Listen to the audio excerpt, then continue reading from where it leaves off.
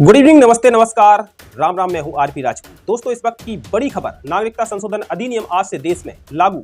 CA को लेकर बड़ी खबर अब सामने आ रही है। केंद्र सरकार ने नोटिफिकेशन जारी करके आज से ही सीए देश में लागू होगा।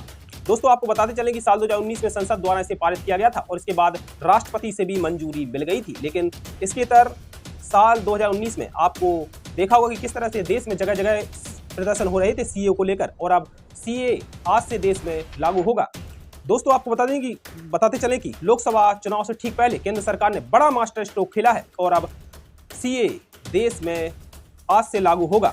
दोस्तों, आपको बता दें कि बड़ी संख्या में भारत में पाकिस्तान, बांग्लादेश और अफगानिस्तान से शरणार्थी शरण लेने के लिए आते हैं। धर्म के आधार पर उनको सताया जाता है और अब उनको ऐसे लोगों को नागरिकता मिलने जा रही है। केंद्र सरकार पहले ही साफ कर चुकी है कि नागरिकता सीए किसी हाल में रोका नहीं जा सकता, हम इसको लागू करके रहेंगे। पिछले दिनों गृह मंत्री अमित शाह ने भी कहा था कि हम इसको लागू जरूर करा कर रहेंगे। बहरहाल, हमारे देश में सीए को लेकर साल 2019 में बड़े पैमाने पर विरोध हुआ था और आपने दिल्ली का शाहीन बाग तो देखा ही होगा कि किस तरह से कई महीनों तक लोग सड़क जाम करके बैठे रहे और इसके बाद फिर कोरोना जैसी बड़ी महामारी आई थी और इसके बाद फिर लोगों को मजबूरन हटना पड़ा। बहरहाल, केंद्र सरकार की ओर से नागरिकता संशोधन अधिनियम को लेकर बड़ी खबर सामने आ रही है, जहां सीए को आज से ही लागू कर दिया गया है। और अब देखना होगा कि पाकिस्तान, बांग्लादेश और अफगानिस्तान से आए शरणार्थियों को जल्द ही भारत की नागरिकता मिल जाएगी। और बड़े लंबे समय से भारत में रह रहे थे और यही उम्मीद कर रहे थे कि भारत सरकार उनको नागरिकता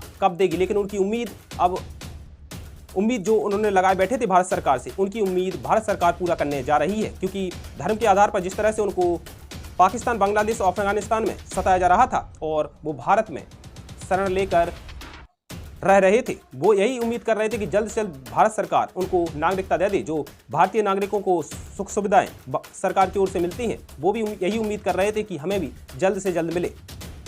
दोस्तों, आपको बताते चले कि साल 2019 में इसको संसद द्वारा पारित किया गया था, लेकिन करीब 4-5 साल तक इस कानून को इम्प्लीमेंट नहीं किया गया। लेकिन अब लोकसभा चुनाव से ठीक पहले सरकार ने बड़ा मास्टर स्ट्रोक खेला है और हो सकता है कि जिस तरह से सरकार कह रही कि 400 पार, हो सकता है कि 400 पार ही इस बार जरूर होगा। बहरहाल, अभी के लिए इतना ही। देश और दुनिया की तमाम बड़ी खबरों के लिए बने रहिए इंडिया स्पेशल के साथ।